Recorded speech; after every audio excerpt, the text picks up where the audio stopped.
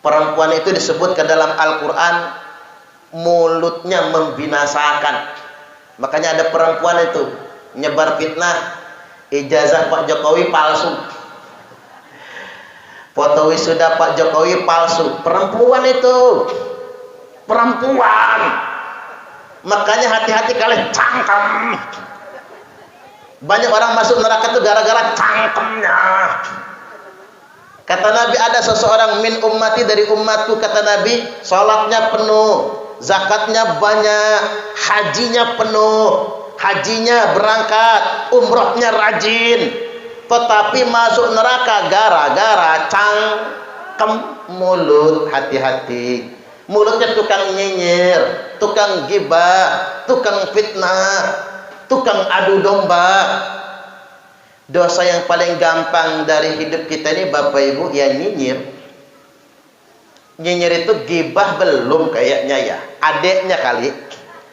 Adiknya ngegosip. Kalau orang-orang di Bandar Lampung nggak tahu kalau di Tanggamus. Kalau di Bandar Lampung itu ibu-ibunya paling pinter nyinyirin orang hajatan. Pinter betul. Sama aja Pak. Gawa.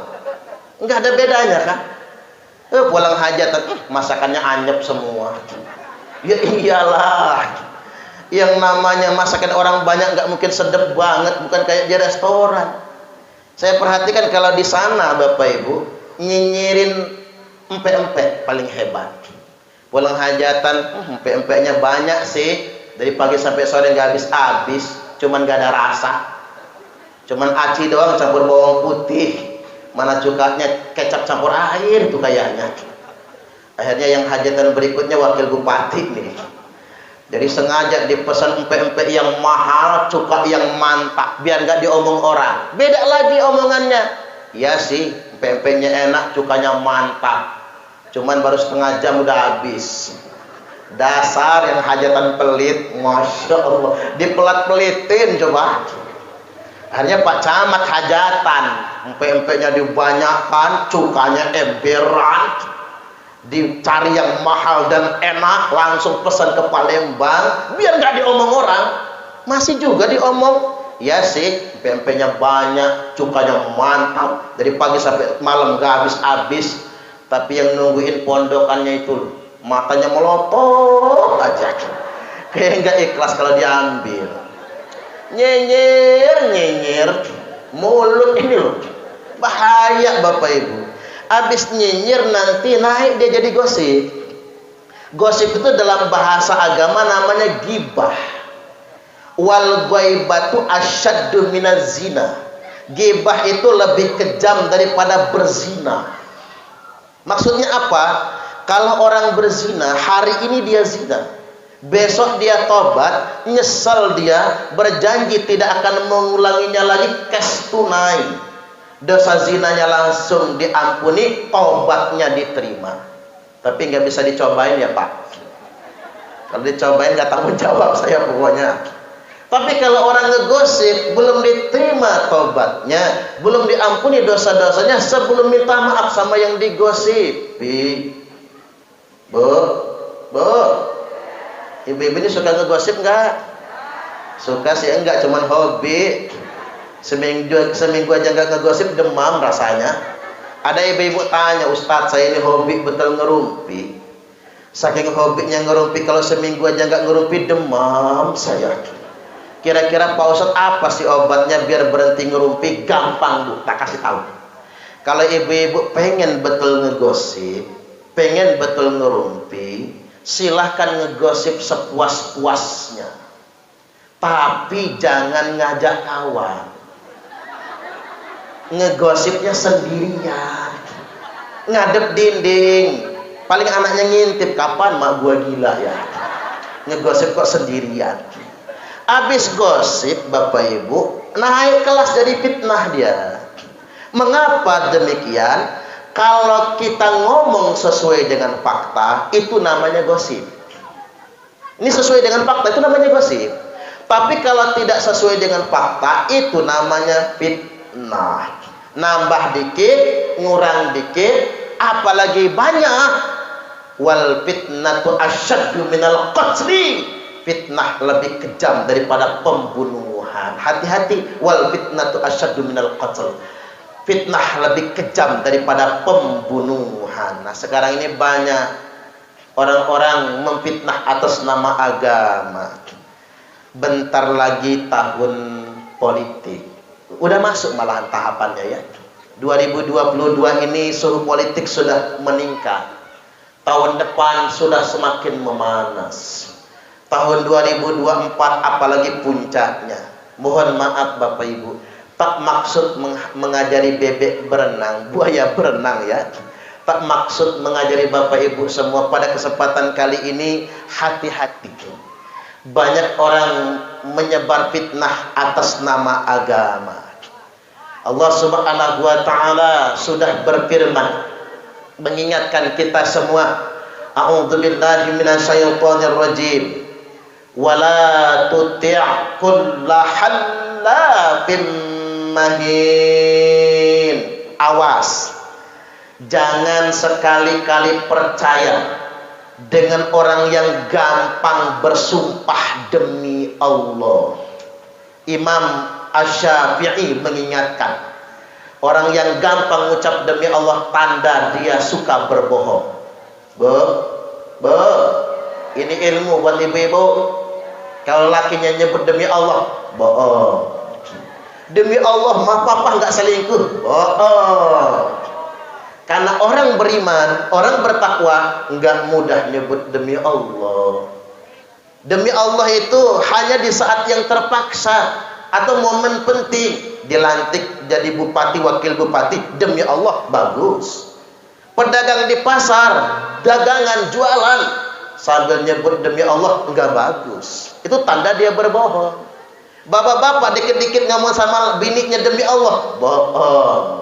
Jangan pernah ikut-ikutan. Wala tuti', jangan jadi followers orang yang gampang nyebut demi Allah, gampang bersumpah dan menyebarkan celaan. Hammazim masya'in binamim, kemana-mana menyebarkan ujaran kebencian. Sudah ada dalam Al-Quran itu. Kemana-mana menyebarkan ujaran kebencian, hinaan, hoax, berita bohong, binamim, yang tujuannya untuk mengadu domba. Hati-hati, jangan ikut-ikutan. Makanya Bapak Ibu, berpolitik itu wajar, hajat demokrasi. Tapi tidak boleh kemudian orang memanfaatkan isu agama. Apalagi sekarang ini playing victim. Paling fiktifnya begini, umat Islam dizolimi. Saya kadang pengen ketawa. Tanya balik yang ngomong begitu, umat Islam yang mana? Balikin kita tanya, umat Islam yang mana yang antum maksud dizolimi itu? Yang mana? Masjid megah semua, ya Pak ya? Indonesia ini negara yang jumlah masjidnya terbanyak sedunia internasional. Coba bapak-bapak ke Bandar Lampung itu, satu RT satu masjid. Coba datang ke Mekah, jauh-jauh masjid itu keliling Arab Saudi. Jauh-jauh jarak masjid, karena di Arab nggak boleh sembarang mendirikan masjid. Boleh mendirikan masjid asal dapat izin pemerintah. Indonesia semau-mau. Rata-rata masjid se-Indonesia Raya tercinta ini nggak punya IMB. Bener apa benar? Nggak punya izin mendirikan bangunan, Pak. Semau-mau kita ini. Bebas di negara kita ini. Pesantren megah semua. Katanya ulama dikriminalisasi. Ulama yang mana yang dikriminalisasi? Yang mana? Ya kalau yang ditangkap polisi karena berbuat kriminal, salah dia. Jangankan dia. Wong Nabi bersabda, Fatimah saja kalau, Pak ini pakai kalau ya Pak. Fatimah saja kalau mencuri aku potong tangannya, kata Nabi. Nggak ada yang kebal hukum di negeri ini. Tidak ada warga negara kelas 1. Ya Pak ya. Jenderal aja di borgol Pak zaman sekarang. Nggak ada yang kebal hukum. Menteri masuk penjara zaman sekarang. Hakim Agung ditangkap, ketua MK ditangkap, nggak ada yang kebal hukum. Jadi bukan kriminalisasi, hati-hati dengan playing victim. Ya contoh di Lampung jadi korban itu berita bohong Bapak Ibu. Almarhum Al-Maghfurlah Syekh Ali Jaber waktu ceramah di Bandar Lampung ditusuk Oh, mulai Pak nyebar isunya di mana-mana, ulama dianiaya. Nuduh PKI lagi ya. Ulama dianiaya, padahal yang nusuk itu memang orang depresi. Orang depresi. Sudah ada keterangannya, makanya sebelum meninggal dunia Syekh Ali Jaber mengatakan bebaskan tersangka. Surat wasiat Syekh Ali Jaber dibacakan di depan sidang. Mohon kepada majelis hakim bebaskan tersangka. Kalaupun mau dihukum, hukumlah yang seringan-ringannya. Karena memang bukan orang waras, Bapak Ibu, orang depresi. Kok bisa orang depresi main internetan? Dan rata-rata sekarang depresi itu gara-gara banyak internetan. Makanya hati-hati sekarang, Bapak Ibu. Ini banyak orang menyebarkan berita bohong, playing victim, mengadu domba atas nama agama. Saya ini ngeliat jam terus, takut kezuhuran. Padahal materinya masih banyak betul ini, Bapak Ibu. Pokoknya pas ya, pas zuhur aja ya. Dan ceramahnya pas zuhur. Begini, Bapak Ibu. Coba kita flashback sebentar ya ke masa lalu. Khalifah Utsman bin Affan radhiyallahu anhu jadi khalifah lebih dari 10 tahun, 12 tahun. Muncul fitnah, sama kayak zaman sekarang, cuman nggak pakai HP aja. Muncul fitnah, walaupun tidak pakai media sosial. Apa fitnahnya? Utsman KKN, korupsi, kolusi, nepotisme. Kenapa? Utsman kaya, dikira orang dia korupsi, padahal nggak mungkin korupsi, karena memang dia kaya. Keturunan Bani Umayyah, memang orang kaya-kaya semua. Dan nggak mungkin korupsi karena beliau menantu Nabi dari 2 putri Nabi. Nggak mungkin korupsi. Dan dijamin masuk surga. Kemudian dituduh kolusi nepotisme karena waliul balad, gubernur wilayah itu rata-rata dari keluarganya ada Bani Umayyah. Muncul tuduhan itu. Maka demo 40 hari 40 malam. Tuntutan pengunjuk rasa cuma 2. Mundur jadi khalifah atau mati.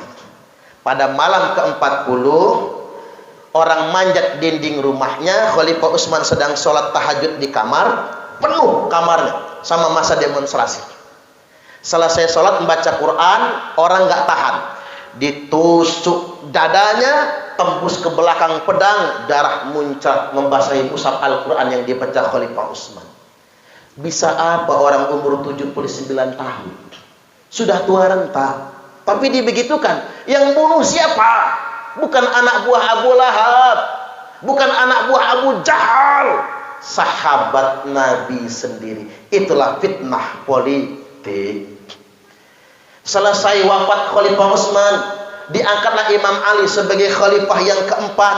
Oh, fitnah makin menyebar. Ali curang. Jadi saya ketawa-ketawa sendiri kalau 2019 itu ada orang teriak, oh curang, Jokowi curang, tapi nggak bisa membuktikan ngomong curangnya itu. Hasilnya jelas semua. Sama Ali curang. Sebenarnya Alilah dalang pembunuh Utsman. Itulah letak kecurangannya. Buktinya dia belum menangkap pembunuh Utsman. Gara-gara dia pengen cepat jadi khalifah, nyebar kemana-mana, fitnah merajalela. Dan banyak orang terperdaya. Dan yang sangat disayangkan, korban fitnahnya bukan sembarang orang, Bapak Ibu. Istri Nabi, Ummul Mukminin Aisyah radhiyallahu anha. Beliau sedang umrah ke Mekah, didatangin masa demonstran, kemudian ikut demo di Basrah. Jadi yang mimpin demo perempuan, Pak. Saya ingat 2019 itu ada Neno Warisma, ada Ratna Sarumpait. Ingat benar saya. Oke, tidak maksud menyamakannya Bapak Ibu, cuman rata-rata yang tertipu oleh fitnah itu orang soleh semua. Saya yakin Bu Neno Warisman, Bu Ratna Sarumpait itu orang baik semua. Orang baik itu begini, Pak, karena dia merasa tidak akan pernah bohong, maka dia yakin tidak akan dibohongi orang. Itulah orang baik. Makanya orang baik paling gampang dibohongi. Makanya ibu-ibu rumangsa, kalau ibu-ibu sering dibohongi, berarti ibu-ibu orang baik. Sering disakiti suami gitu ya, berarti ibu orang baik sebetulnya. Ingat bapak-bapak, jangan abaikan istri-istri di rumah.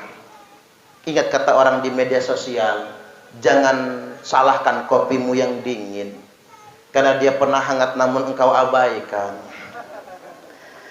Saya kasih ingat juga sama bapak-bapak, laki-laki yang rajin mencium istrinya relatif lebih panjang umur dibandingkan dengan laki-laki yang mencium istri tetangganya. Setuju nggak kira-kira? Makanya jangan main-main jadi orang ya. Balik lagi Bapak Ibu. Aisyah itu orang baik, makanya tertipu. Maka demo besar-besaran di Basrah, muncul provokator namanya Jalabah. Jalabah ini siapa? Orang Khawarij. Kalau kita nyebutnya sekarang apa Pak? Kelompok radikal. Kelompok radikalisme, terorisme. Di panahnya gubernur Basrah, tepat di jantungnya, meninggal dunia. Ali nggak tahan lihat gubernurnya mati, Bapak Ibu kirim pasukan. Maka ini yang sangat disayangkan, terjadi perang saudara pertama dalam sejarah Islam. 18.000 sahabat Nabi wafat, meninggal dunia sia-sia. Saya katakan sia-sia, bukan perang melawan kafir Quraisy, tapi perang saudara. 15.000 dari kubu oposisi, 3.000 dari kubu pemerintah. Perang saudara. Yang berhadapan-hadapan ini Imam Ali. Lawannya siapa? Ummul Mukminin. Ini kan istri Nabi, mertuanya Ali. Ali keponak adik sepupu Nabi, menantu Nabi. Sama-sama dijamin masuk surga. Komandan tempurnya Ali siapa? Amr bin As, gubernur Mesir, sahabat Nabi. Muhammad bin Abu Bakar, anaknya Abu Bakar. Nah lawannya Aisyah Ummul Mukminin, anaknya Abu Bakar. Komandan tempurnya Tolhah bin Ubaidillah, Zubair bin Awam, dijamin masuk surga semua. Kok bisa? Politik. Inilah politik. Jangan nemen amat Bapak Ibu, musuhan politik tuh. Cocok apa cocok? Jangan nemen-nemen amat. Ini yang terjadi. 6 bulan kemudian terjadi perang Siffin. Muawiyah yang ngeberontak. Korbannya berapa? 80.000 sahabat dan tabi'in wafat, meninggal dunia, perang saudara. Makanya hati-hati Bapak Ibu. Zaman sekarang banyak orang yang mengatasnamakan agama. Apalagi begitu, ngatasnamain agama, ngebangun blok-blok polarisasi masyarakat pemilih. Jangan sampai sedemikian rupa. Kadang-kadang begini, mencaci maki pemerintah. Padahal sebetulnya jelas kaidahnya, man ahana sultana ahanahullah. Barang siapa yang menghina pemerintah, maka pasti dia akan dihinakan oleh Allah. Pasti. Nggak boleh sama sekali. Ya, pemerintah itu orangnya saja nggak boleh dihinakan, apalagi dia sultan. Dia wakil Allah di muka bumi ini. Jadi saya berharap memang para guru-guru bisa betul-betul mengarahkan anak-anak kita. Karena saya pernah begitu ceramah di sekolah, begitu saya nyebut nama Pak Jokowi, siswanya langsung siswanya Pak. Saya nggak mau nuduh, tapi saya nebak-nebak Pak, nih jangan-jangan emang diajarin benci presidennya itu. Jangan-jangan loh Pak. Saya juga heran kalau ada PNS mengkritik pemerintah. ASN itu kan bagian dari pemerintah kan sebetulnya. Heran saya Bapak Ibu ya. Apalagi mencaci maki pemerintah, heran. Emang yang ngegaji dia siapa gitu? Oke, Pak Ustadz enak zaman dulu daripada zaman sekarang. Tak pikir-pikir iya juga Bapak Ibu. Enak zaman dulu dari zaman sekarang. Kalau zaman dulu itu saya nggak pernah pening mikirin beras. Saya nggak pernah pening mikirin biaya sekolah. Karena yang pening Bapak Ibu saya soalnya. Coba kita berhitung sekarang ini Bapak Ibu. Zaman dulu yang punya TV di kampung saya cuman kepala suku. Itu pun TV hitam putih. Dulu nyebutnya kepala suku, kepala dusun itu loh Pak. TV hitam putih pakai aki. Lagi suruh-suruh nonton, perut mati dia. Habis akinya. Zaman sekarang semua rumah punya TV, LCD TV, LED TV, TV digital, Smart TV. Zaman dulu yang punya motor di kampung saya cuman Pak Kados. Zaman sekarang semua rumah punya motor, punya mobil, HP Android semua. Kemana-mana selfie, pengajian selfie. Kayak air terjun Wailalaan selfie, kondangan selfie, makan di restoran selfie, dibilang melarat marah, nggak dapat BLT ngamuk. Ini orang Indonesia tuh begitu, kaya tapi mentalnya miskin. Baik, yang berikutnya Bapak Ibu, saya langsung loncat ini biar waktu kita cukup. Falamma jaa yaumul isnin min syahri rabiul awal. Ternyata bukan cuman maulid. Tibalah hari Senin, bulan Rabiul Awal. Senin itu juga hari wafatnya Nabi. Jadi kalau kita maulid, kita ngehol juga. Nabi itu diwafatkan pada hari beliau dilahirkan. Nurun ke kita umatnya. Kita juga bakal dimatikan pada hari kelahiran kita. Makanya diingat hari lahirnya. Ada nggak yang lahirnya hari Kamis? Kalau ada siap-siap, jangan-jangan hari ini matinya ya. Ya ini kan masih sampai sore Kamis itu. Nabi begitu Bapak Ibu, tiba hari Senin. Pas tanggalnya 12 Rabiul Awal. Israel datang, singkat cerita cabut nyawa Nabi. Yang pertama kali mati telapak kaki. Ini ilmu buat kita. Kalau kata orang Ogan tuh ilmu tumbuk Pak.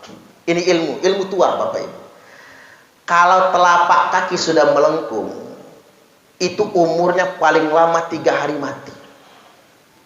Coba periksa telapak kaki masing-masing. Masih pas nggak di sepatu itu Pak.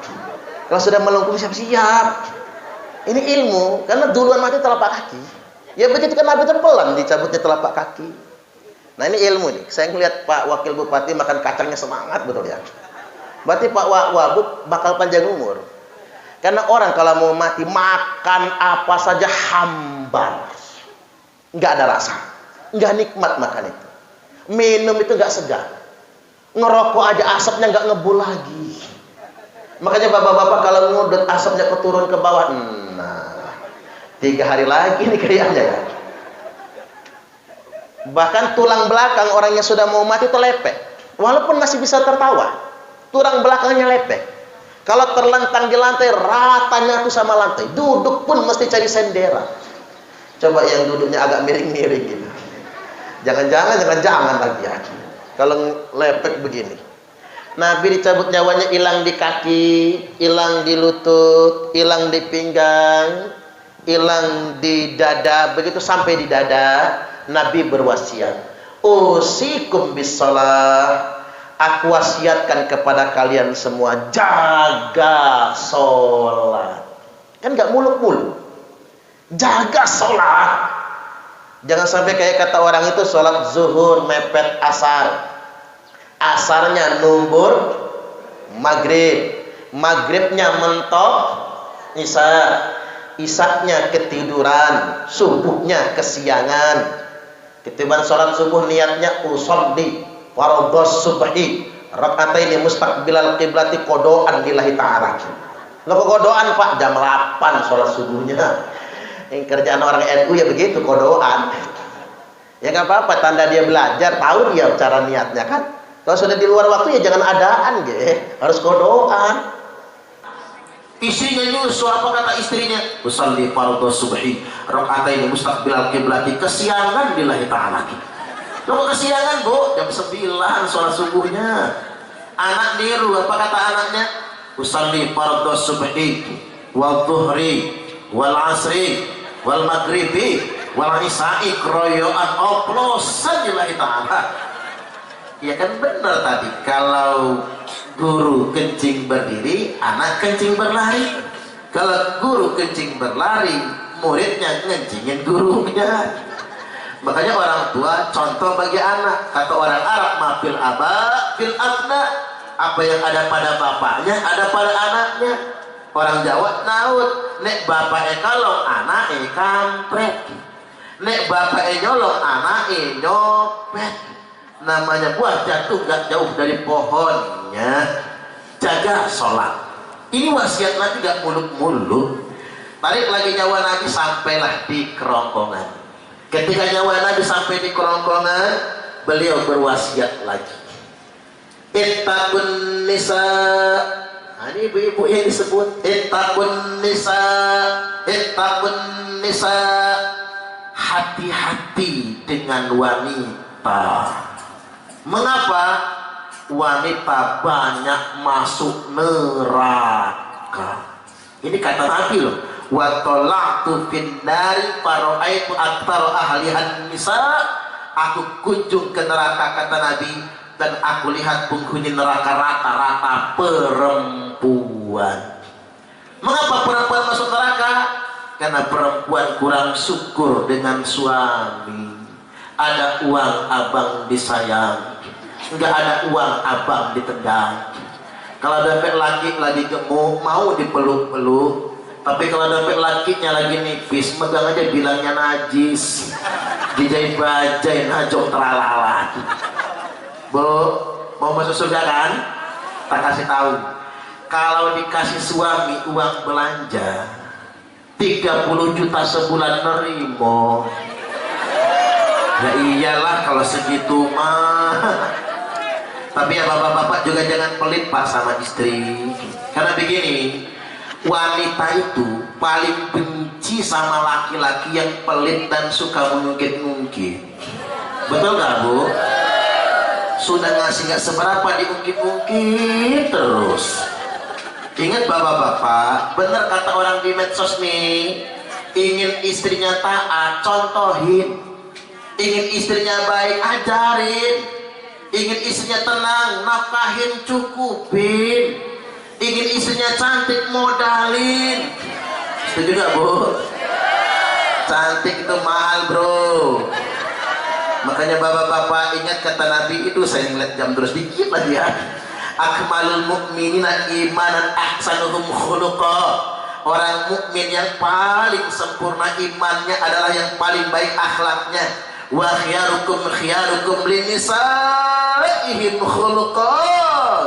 Dan yang terbaik di antara kalian semua adalah yang paling baik akhlaknya dengan istrinya. Makanya bapak-bapak sekali-kali senengin istri. Mama sini, ada apa papa? Gitu. Oh kaget istri, suami langsung rogoh kantong kanan, banting, jeger, 15 juta. Ini uang apa papa? Uang belanja mama. Buat beras, buat listrik, buat ongkos anak sekolah, buat cicilan mama. Cukup? Cukup papa. Malah bersisa ini. Kalau seandainya ada sisa mama, ambil sama mama. Alhamdulillah senang kan istri pak. Istri balik badan, nanti dulu mama, masih ada lagi nih. Langsung rokok kantong kiri, banting lagi 15 juta. Jeger. Ini uang apa lagi papa? Ini bonus untuk mama.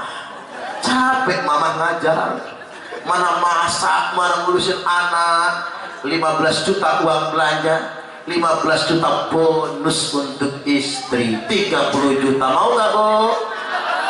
Ngimpi menjulur langit bu. Allahu Akbar. Ya kalau ada gak apa-apa ya pak, gak apa-apa. Coba saya, karena berhubung sudah nyebut ibu-ibu banyak masuk neraka, saya kasih kalimat penggembira buat ibu-ibu. Perempuan paling gampang masuk surga. Kalau ibu-ibu pengen masuk surga gampang banget, taat saja sama suami. Tapi kalau pengen masuk neraka gampang juga, bu, tak ajarin. Kalau pengen betul masuk neraka, ngelawanlah sama suami. Suami lagi tidur, bu, sepak pala, gratis masuk nerakanya. Perempuan itu kan kalau cari pahala gampang. Wong ibu-ibu itu kalau cium tangan suami saja, pahalanya sama seperti 70 kali cium hajar aswad. Apalagi suaminya hitam kayak paran wajan itu. Makanya kalau sama anak gadisnya, nak, jangan cari suami yang kuning, jangan yang coklat ya nak, hitam aja sekalian, biar kepesin hajar aswad. Ibu-ibu ini nyuci baju suami itu dapat 1000 pahala dan dicabut 2000 dosa. Makanya khusus baju suami sibuk kayak manapun ibu-ibu ngajar, baju suami cuci sendiri. Jangan pakai tukang cuci, jangan pakai mesin cuci. Bayangkan kalau ibu-ibu nyuci baju suami 10 sehari, 2 celana dalam. Ganti gak sih bapak-bapak ini celana dalam itu? 2 celana dalam, yang ketiga kaos dalam, yang keempat kaos oblong, yang kelima kemeja panjang, yang keenam kemeja pendek, yang ketujuh baju safari kerja, yang kedelapan celana kolor pendek, yang kesembilan celana panjang, yang kesepuluh sarung. 10 ibu-ibu nyuci baju suami sehari, ibu-ibu mendapatkan 10.000 pahala, dicabut 20.000 dosa. Makanya Bu kalau habis bikin dosa nyuci baju. Bajunya udah bersih semua Pak Ustadz, yang bersih cuci lagi. Tanya lakinya, Pak apa? Kolornya mana Pak? Ya gua pakai lepas Pak. Kirain mau ngajak apaan, ternyata nyuci kolor tuh dia. Luar biasa pokoknya ibu-ibu ini mudah-mudahan masuk surga semua. Allahumma amin. Dikit lagi tarik nyawa Nabi sampailah di batas yang paling akhir. Nabi mengucapkan kalimat as-sholah, as-sholah, as-sholah, sholat, sholat dan sholat lagi. Ummati, ummati, ummati, umatku, umatku, umatku. Saking cintanya kepada kita, maka wafatlah Nabi di usia 63 tahun, Senin 12 Rabiul Awal tahun 11 Hijriah. Terakhir kesimpulannya, Nabi wafat di usia 63. Maka kata Mbah Maimun Zubair, usia kematian umat itu 56 sampai 63. Maka yang umurnya sudah 56 ke atas siap-siap gak lama lagi mati. Kalau sudah 63 lewat malah panjang umur. Apalagi sudah 90 kelewat lupa Israel. Kok gak mati-mati Israel? Lupa gua kata dia, kelewatan malah. Baik, demikian Bapak Ibu, mudah-mudahan ilmunya barokah. Bapak Ibu sudah ikhlas mengajar anak-anak kami, anak-anak kita semua. Suara adzan zuhur sudah terdengar. Demikian dari saya, kurang lebihnya mohon maaf dan kepada Allah Ta'ala mohon ampun. Yang doa siapa? Wah, ada yang doa ya. Baik, demikian Bapak Ibu. Wallahul muwaffiq ila aqwamit thariq. Wassalamualaikum warahmatullahi wabarakatuh.